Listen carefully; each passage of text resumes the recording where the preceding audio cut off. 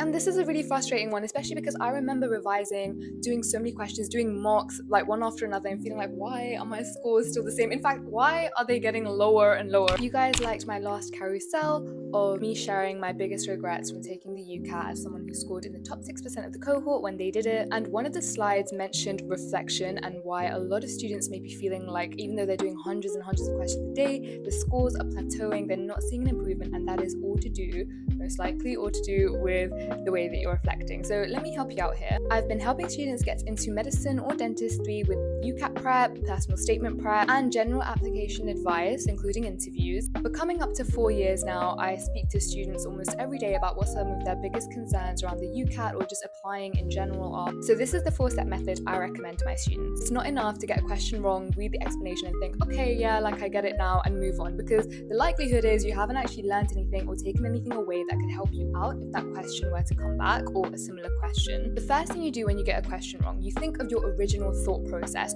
What approach did you take to get the wrong answer? For example, if you're doing a VR question, maybe it's the fact that you misinterpreted what a word means or you didn't spot a qualifier. And compared to your original thought process, identify the gaps that you missed on. Step 3 is using this knowledge to come up with a new thought process and actively writing this down in your reflection diary, which I hope you're keeping one for every section. More specific this is, the more helpful it will be to you. So if you missed out a qualifier, I'd probably ask some sort of chat assistant like Mai on MedEntry, where you can literally say, what are the top 10 most common qualifiers that come up in VR and their definitions, and make a note of that in your VR reflection diary so you can review it. And the 4th step to rounding off this reflection is practicing more of the same subtype. It's not enough to say, okay, I flopped on the VR section of my mock. Actually go deeper with what the subtype was. Maybe it was true, false, can't tell questions. Practice a few more of those. That could be 20, that could be 50 more, as long as you don't burn out, whatever you feel comfortable with. And if you want to find out more about how MedEntry could help with your UCAT prep, here is a discount code.